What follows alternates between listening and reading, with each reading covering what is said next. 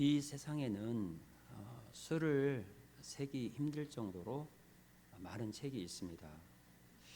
우리나라 경우만 해도요, 한 해에 수만 종의 책이 발간이 된다고 합니다.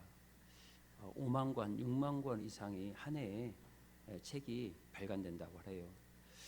제가 알고 있는 목사님은 책 읽는 것을 좋아해서 새벽기에 끝나면 어떤 신간이 나오는지 이렇게 서핑을 하고요. 그리고 서점에 가서 책을 산다고 그래요. 그래서 자기 집에 책이 둘 정도 없을 정도로, 자기가 몇 년 전에 그 이야기를 하시더라고요. 자기가 책을 읽은 것이 2만 권이 넘는다고 그렇게 말하는 것을 들어봤습니다. 그만큼 우리는 책의 홍수 가운데 살아가고 있죠. 고대의 거북이 등껍질이나 또 전토판, 파피루스 등 그런 것에 기록된 매체를 제외하고 우리가 쉽게 접하는 인쇄를 통해 출간되는 서적의 총량만 해도 어마어마하죠. 그 시대를 초월해서 가장 많이 팔리고 있고 가장 많이 읽은 책이 있습니다. 우리가 너무나 잘 알고 있는 것처럼 바로 성경입니다.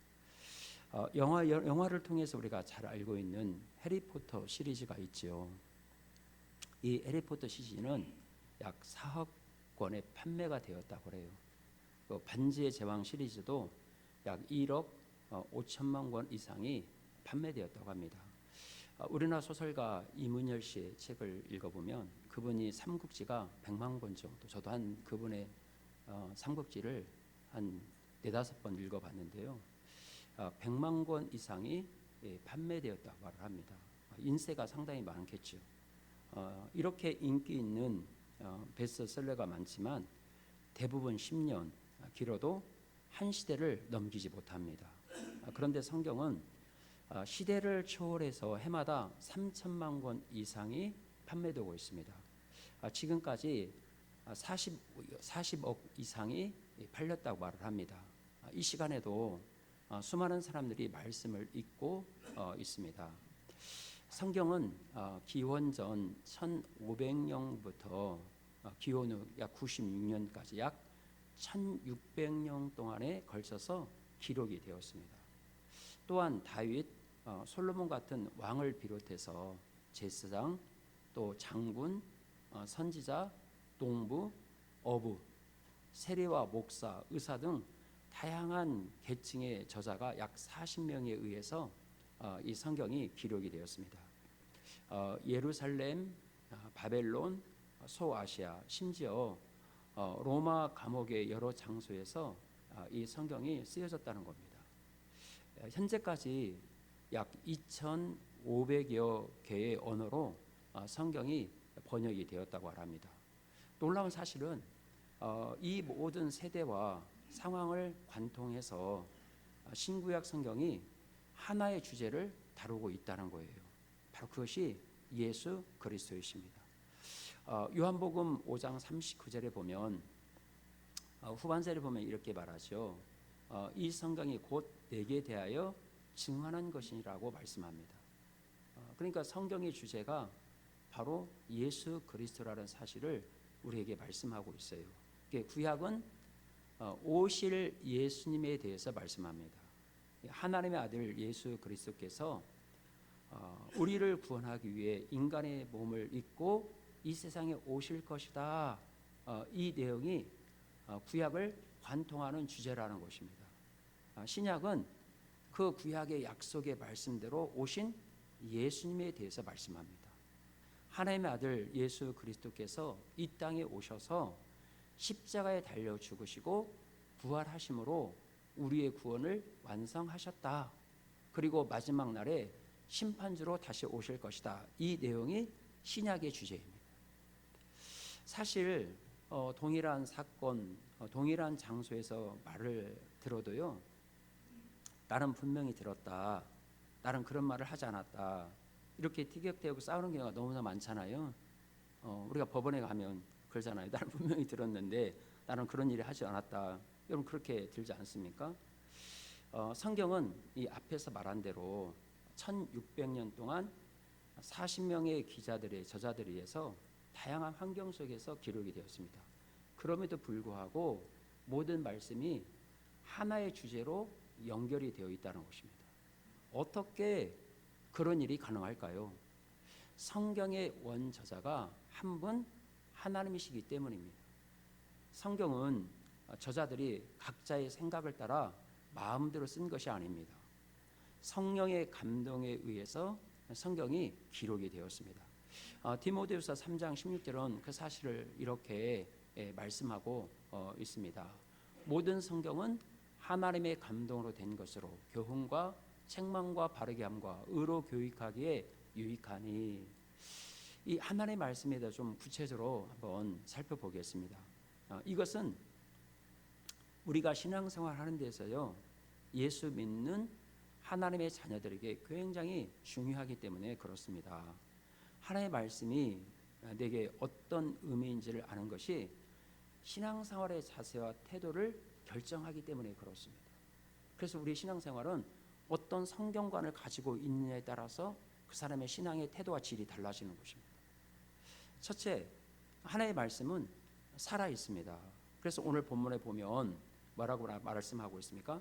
하나님의 말씀은 살아 있고 이렇게 말씀합니다. 여러분, 살아 있다는 말은 생명이 있다는 거예요. 살아 있고, 이 단어를 헬라어는 조에라고 말을 합니다.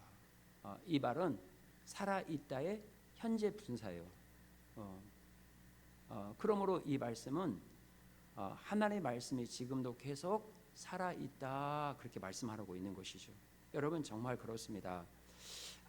신구약 성경 66권은 단순한 문자가 아니에요. 지금도 시간과 공간을 초월해서 살아 역사하시는 하나님의 말씀인 것입니다. 둘째요, 이 하나님의 말씀은 영입니다. 6일 가진 인간은 쉽게 매이잖아요. 말 한마디에 상처를 받잖아요. 그래서 얼마나 많은 사람이 말 한마디에 상처를 받아가지고 어떤 일을 못하는 사람이 참 많습니다. 주지 않는 사람이 많잖아요. 또 관계에 매여, 사람에 매여가지고 아무것도 못하는 사람이 너무 많아요. 뿐만 아니라 환경이나 돈이나 죽음과 질병에 매임을 당하기도 합니다. 그런데 하나님의 말씀은 영이기 때문에 어떤 상황에서도 매이지 않습니다. 사업이나 관계의 실패에 또 오갈 곳이 없는 처지에 있다 할지라도 하나님의 말씀은 매이지 않습니다. 내 안에서 살아 역사하는 것입니다. 심지어 감옥에 갇혀 있을 때도 그 말씀은 내 안에서 살아 역사합니다. 그래서 바울과 실라는 감옥에서 큰 소리로 하나님께 찬양하고 기도를 올려드렸습니다. 하나님의 말씀은 영이기 때문에 시간과 공간을 초월합니다. 그래서 하나님이 아브라함에게 주신 말씀, 모세에게 주신 말씀, 바울에게 주신 말씀이 오늘 내게 주시는 말씀이 되는 것이에요. 동일하게 바울에게 역사했던 그 하나님의 말씀이 오늘 나에게 상황과 시간을 초월해서 동일하게 역사한다는 것입니다. 셋째요, 하나님의 말씀은 생명입니다. 예수님은 내가 너에게 이른 말은 영이요 생명이라고 말씀하셨습니다. 요한복음 6장 63절입니다. 우리 다 함께 한번 읽어볼까요? 살리는 것은 영이니 유익은 무익하니라. 내가 너에게 이른 말은 영이요 생명이라, 이렇게 말씀하고 있어요. 이게 말씀이 역사하는 곳에는 반드시 살아나는 역사가 일어난다는 것입니다. 예수님께서 죽은 나사로에게 나사로야 나오너라 하니까요, 죽었던 나사로가 썩어서 문드러졌던 그 몸이 다시 붙어서 살아서 나왔습니다. 하나님의 말씀이 선포되면 죽은 영혼이 살아납니다. 영혼이 깨어납니다. 아무리 훌륭한 책도요, 생명을 구원할 수가 없습니다. 아무리 베스트셀러라는 그런 책도요, 사람의 생명을 살릴 수 못합니다. 그러나 하나님의 말씀에는 죽은 영혼을 살리는 능력이 있습니다. 예수님은 죽은 나사로의 무덤에서 큰 소리로 나사로야 나오너라 명령하시자 죽은 나사로가 수족을 베인 채로 살아 나왔습니다. 요한복음 11장 우리 43절, 우리 44절 말씀입니다. 우리 소리내서 한번 읽어보겠습니다. 이 말씀을 하시고 큰 소리로 나사로야 나오라 부르시니 죽은 자가 수족을 배로 동인채로 나오는데 그 얼굴은 수건에 쌓였더라. 예수께서 이르시되 풀어놓아 다니게 하라 하시니라. 우리나라는요, 보통 제 어렸을 때는 지금처럼 이렇게 매체가 발달되어지 않아서 돌아가면 전보를 띄잖아요. 그러니까 오고 가고 하니까 보통 5일장을 했습니다. 3일장 하지만 보통 5일장 하는 경우가 많았거든요. 그래도요, 우리나라는 겨울에 돌아가시면 별로 썩지 않잖아요. 근데 이 팔레스타인 지역은 죽으면 그날 나갑니다. 왜? 썩기 때문에. 더운 지방이기 때문에 내장이 다 썩는 거예요. 예수님께서는 죽었다는 말을, 지금 나사로가 병들어 죽었다는 말을 하고 3일이나 연치하는 거예요. 죽어서 나사로 죽은 지 3일이 되어서 무덤에 내었는데 간 거예요. 그러니까 이 나사로를 보면요, 내장은 우리가 보면 다 썩어 문드러진 거예요. 근데 예수님께서 나사로야 나오너라 명령하시자 그가 수족을 베인 채로 살아 나왔다는 겁니다. 이 하나님의 말씀은 생명이기 때문에 영원히 살아 있습니다. 사도 베드로는 하나님의 말씀은 영원히 썩지 않는 씨로 비유를 하고 있습니다. 그러면서 풀은 마르고 꽃은 떨어지지만 하나님의 말씀은 세세에 있도다고 말씀하고 있는 것이에요.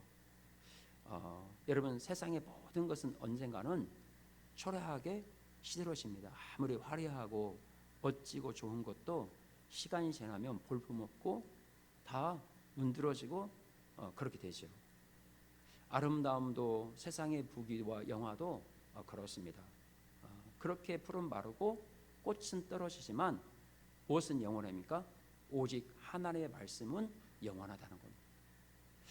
인류 역사에서요, 성경처럼 무시를 당하고 박해를 받은 책이 없습니다. 자신의 세력이 약화될 것을 우려한 이 권력자들은 사람들이 성경을 읽지도 소개하지도 못하게 했습니다. 성경을 아예 없애버리려는 시도가 굉장히 다양하게 역사 가운데 일어났습니다. 지금도 북한에서는 성경을 소지하고 있다는 이유만으로 사형을 당하거나 수용소로 끌려갑니다. 중국에서는요, 성경이 압수되어 불에 태워집니다. 한국도 기독교 학교에서조차 지금은 성경을 가르치지 못합니다.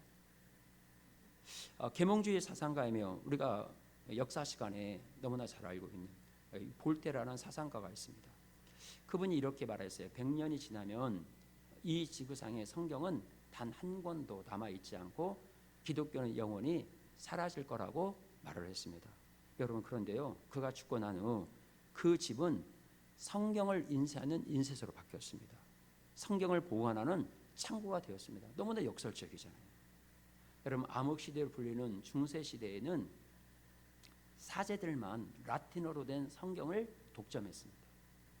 그러기에 이 성도들은 하나님의 말씀을 직접 대할 수가 없었습니다. 그러다 보니까요, 복음이 가려진 거예요.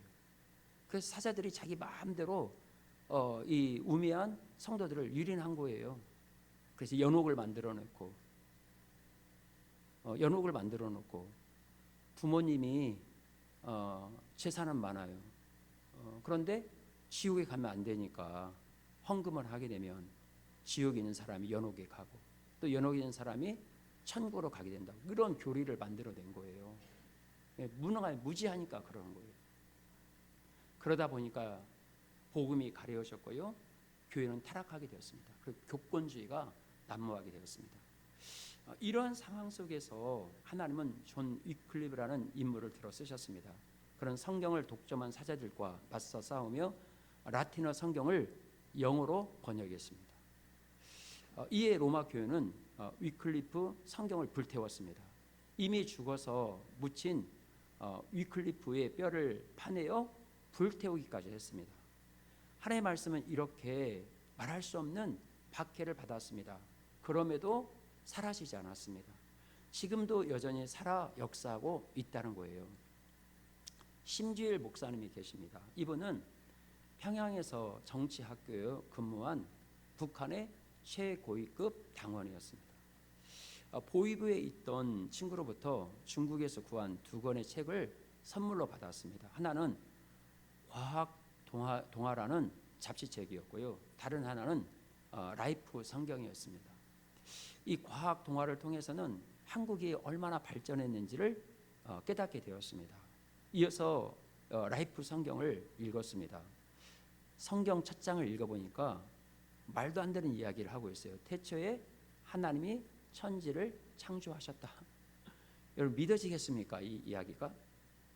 그러니까 다 들으려고 했어요. 또 몇 장 읽어보니까 사람이 수백 년 동안 장수했다. 900년 살았다. 960년 살았다. 무드사라는 969를 살았다. 이런 현실성 없는 내용 때문에 그만 읽으려고 했습니다. 그런데 친구의 부탁으로 인내심을 가지고요. 창세기부터 요한계시록까지 다 읽었습니다. 새벽 1시경부터 새벽 4시, 5시까지 이불 속에 숨어 성경 읽고 또 설교 방송을 들었습니다. 말씀을 다 읽다 보니까 이런 생각이 마음에 들었어요. 이것은 보통 책이 아니구나. 그것이 마음속에 들기 시작했습니다. 그렇게 성경을 몰입해서 읽다 보니까 하나님을 알게 되었어요. 이후에 하나님을 북한의 모든 사람에게 알리기 위해서 자기가 중령 계급이 보장된 생활을 버리고 평양을 떠나기로 결심했습니다. 탈북 이후 중국에서 한국에 들어오기까지 약 기다린 기간이 7개월 동안 기다렸는데 7개월 동안 기다리면서 성경을 14번 통독을 했습니다. 이후에 한국의 신학교를 졸업하고 목회를 하면서 성경을 북한말로 번역하는 일을 하고 계십니다. 여러분 이처럼 하나님 말씀은 살아있고 사람을 변화시키는 놀라운 역사가 있다는 거예요. 어떻게 공산주의에 쩌들었고 이 김일성 사상에 중독되어 있는 사람이 어떻게 변화될 수 있을까요? 하나님의 말씀이 살아있기 때문에 이처럼 사람을 변화시키는 능력이 있습니다. 말씀이 살아있지 않는다면 어떻게 반복해서 읽고 묵상할 수 있을까요? 사람의 마음을 어떻게 변화시킬 수 있을까요? 세간의 화제를 일으킨 베스트셀러도 10년이 지나면 그 책을 찾는 독자가 별로 없습니다. 또 내용이 아무리 좋은 책도 몇 번 읽고 나면 지겨워요. 아무리 재미있는 이야기도요, 몇 번만 들으면 지겹습니다. 더 이상 듣고 싶지 않아요. 그런데 하나님의 말씀은 듣고 또 들어도 지겹지 않습니다. 오히려 들을수록 새롭게 다가오게 된다는 거예요. 그래서 오늘 본문 12절 상반절에 이렇게 말합니다. 하나님의 말씀은 살아있고 활력이 있어 이렇게 말합니다. 이 활력이란 헬라어로는 에네르게스라는 단어예요. 이 단어를요 에너지라는 단어에서 유래되었습니다. 하나님의 말씀은 살아있기 때문에 운동력이 있다는 거예요. 다시 말하면 운동력이 있다 이 말의 마음이 능력이 있다는 거예요. 개역 한글판 성경은 이것을 어떻게 번역했냐면 하나님의 말씀은 살아있고 운동력이 있어 이렇게 번역했습니다. 하나님의 말씀은 살았기 때문에 끊임없이 역사가 일어나는 거예요. 그 말씀대로 이루어지게 하는 능력이 있습니다. 하나님이 세상을 어떻게 창조하셨습니까? 말씀으로 세상을 창조하셨습니다. 빛이 있으라 말씀하시니까 흑암으로 가득 차 있던 우주에 빛이 임했습니다. 하나님이 물 가운데 궁창이 있어 물과 물로 나뉘라고 말씀하시고 궁창을 만드시니 그대로 되었다고 말씀합니다. 하나님은 에스겔 선지자에게 에스겔 골짜기의 마른 뼈들을 향하여 하나님을 대신해서 말씀을 선포할 것을 명령합니다. 에스겔 37장 4절에 보면 이렇게 말씀하죠. 너희 마른 뼈들아 여호와의 말씀을 들을지어다. 갑자기 그러니까 뼈들이 움직이기 시작했어요. 그러다가 이 뼈 저 뼈들이 딱 들어맞아 서로 연결이 되는 거예요. 뼈에 힘줄이 생깁니다. 살이 차오르기 시작합니다. 살에 가죽이 덮입니다. 놀라운 기적이 일어나게 되는 거예요. 그런데 아직 부족한 것이 있었습니다. 그 속에 생기가 없었습니다. 그때 다시 하나님의 음성이 들려왔습니다. 에스겔 37장 9절 후반절이죠. 너는 생기를 향하여 대언하라.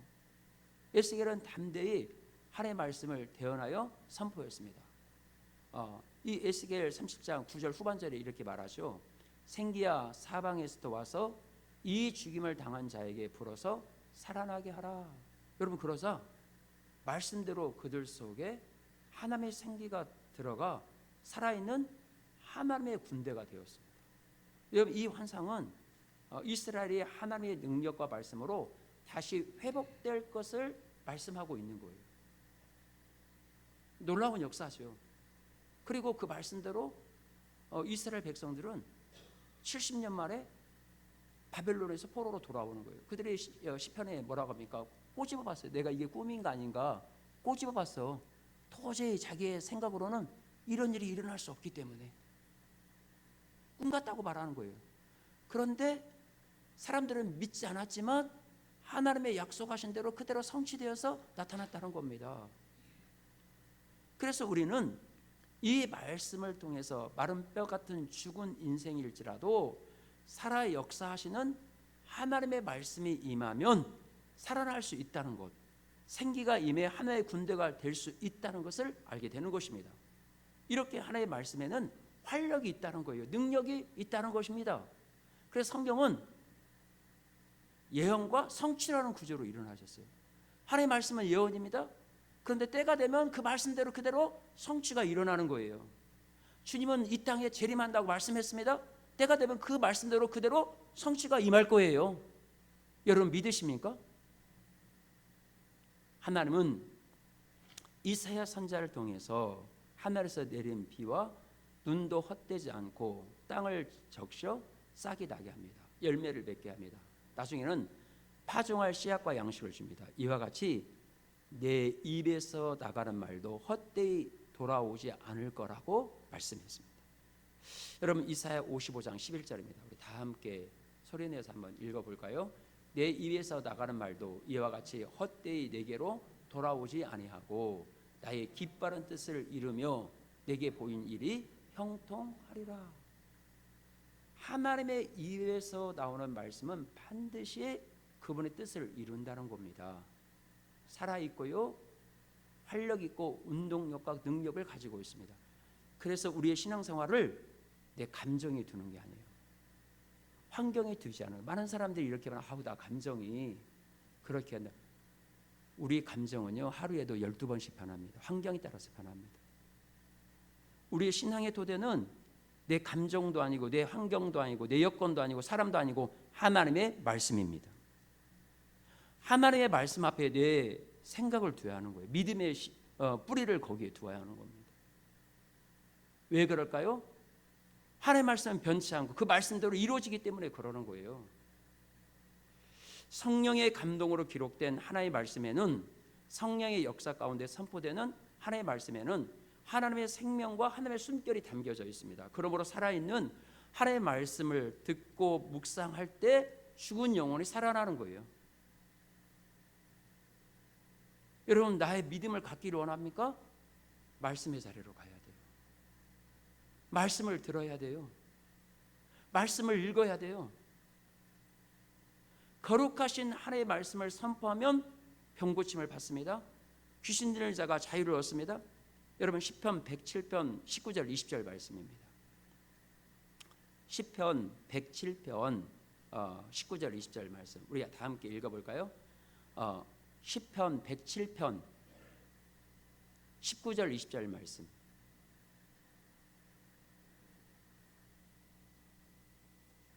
자 읽겠습니다. 이에 그들이 그들의 고통 때문에 여호와께 부르짖음에 그가 그들의 고통에서 그들을 구원하시되 그가 그의 말씀을 보내어 그들을 고치시며 위험한 지경에서 건지시는도다. 여러분 사람들이 언제 기도하며 부르짖습니까? 고통 가운데 기도하잖아요. 근데 하나님이 뭘 통해서 우리를 치료한다고요? 말씀을 보내서 우리를 치료한다고 말합니다. 우리의 모든 상황은요 하나님의 말씀을 통해서 치료 회복의 역사가 일어나는 거예요. 그 말씀을 보내요 고침의 역사가 일어나는 겁니다. 우리 역시 마찬가지예요. 하나님의 말씀을 내게 주시는 말씀을 받고 말씀 앞에 화답하고 말씀으로 결단하고 확신을 가지고 순종하면 그 말씀이 내 안에서 이루어지는 역사를 경험하는 것입니다. 하나님의 말씀에 살아있고 운동력인 것을 경험하게 되는 거예요. 성경에 나오는 이 데살로니가 교회는 가장 짧은 기간에 부흥하고 성장한 교회입니다. 여러분 그 이유가 무엇일까요? 이 데살로니전서 2장 13절입니다. 우리 다 함께 읽겠습니다. 데살로니전서 2장 13절 말씀입니다. 이러므로 우리가 하나님께 끊임없이 감사함은 너희가 우리에게 들은 바 하나님의 말씀을 받을 때 사람의 말로 받지 아니하고 하나님의 말씀으로 받으니 진실로 그러하도다. 이 말씀이 또한 너희 믿는 자 가운데서 역사하느니라. 여러분 데살로니가 교회 성도들은 말씀을 들을 때 바울의 말을 사람의 말로 듣지 않고 살아계신 하나님의 말씀으로 받았다는 겁니다. 사도 바울이 그들에게 보낸 편지를 받을 때나 설교를 들을 때 하나님이 지금 나에게 말씀하시는 것으로 받았다는 거예요. 오늘날 많은 사람들이 하나님의 말씀을 들을 때, 예배 들을 때 그렇게 받지 않잖아요. 그래서 설교를 잘했네 못했네 평가하고, 목사님 왜 굳이 그렇게 설교해야 합니까? 이렇게 말하잖아요. 그 사람이 무슨 역사가 일어나겠습니까?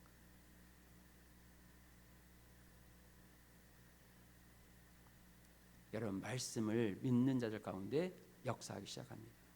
역사는 운동을 말합니다. 하나님의 말씀을 들을 때 심령이 뜨거워집니다. 자신의 죄를 깨닫고 통회하고 자복하는 역사가 일어납니다. 병든 자가 고침을 받습니다. 귀신이 떠나갑니다. 이처럼 하나님의 말씀은 살아 역사합니다. 운동력이 있습니다. 그러자 많은 사람들이 살아 역사하는 하나님의 말씀을 경험하지 못한 채 너무나 많은 사람이 살아가고 있다는 거예요. 말씀을 데살로니가 성도들처럼 받아들이지 않기 때문에 그렇습니다. 하나님의 말씀을 받아야 그 말씀이 믿어지는 자 안에서 역사가 일어나는 것이죠. 그러나 사람들은 말로 받는다면 그 능력은 삶의 현장 가운데 선포되지 않습니다. 신실하신 하나님을 신뢰합니다. 그 말씀을 향한 믿음의 소신을 굽히지 않습니다. 그럴 때 내 안에서 하나님의 역사가 선명하고 뚜렷하게 나타납니다. 영혼이 병들어 있습니다. 영혼이 죽어 있습니다. 그런 영혼에는 하나님의 말씀이 선포되어도 아무런 반응이 나타나지 않습니다. 하나님의 말씀이 죽은 것이 아닙니다.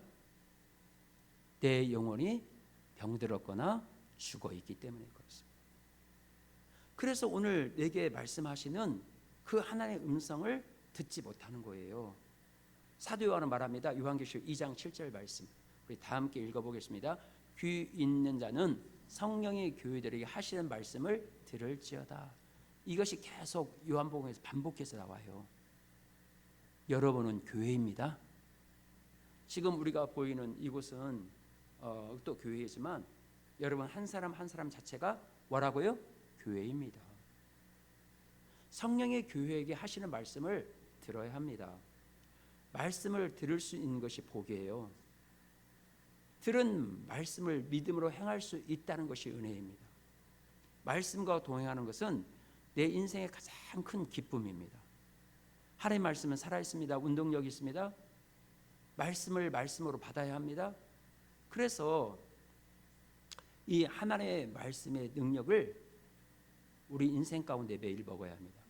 주님은 마태복음 4장 4절에 이렇게 말씀합니다. 사람이 떡으로만 살 것이 아니요 하나님 입에서 나오는 모든 말씀으로 살 것이니라 이렇게 말씀했습니다.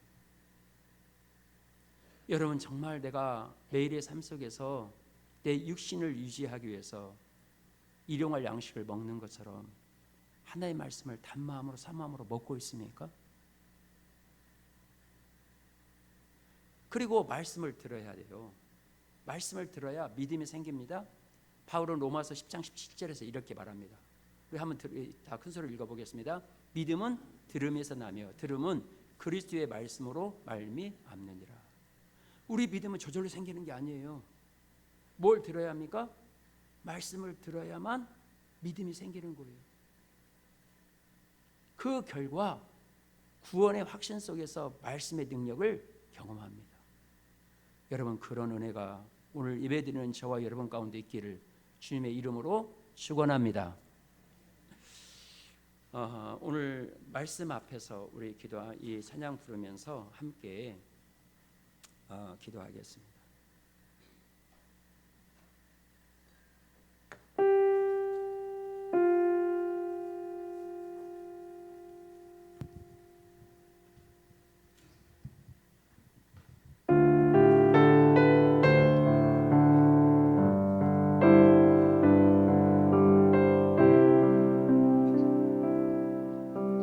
말씀 앞에서 경외함으로 주께 홀로 섭니다. 생명의 말씀 읽고 순종해 주를 예배합니다. 기록된 말씀 힘이 있어서 진리로 우리 거룩게 하며 거룩한 말씀 세세 영원히 복음이 되어 말씀하시는 하나님 말씀에 두려워 떠는 자, 그 말씀에 생명을 거는 자 한 사람 찾으시는 주님의 약속을 믿어 하나님 말씀에 명을 거는 자 순종하며 주 따라가는 자 영원한 하나님 나라 이루어갈 주의 교회여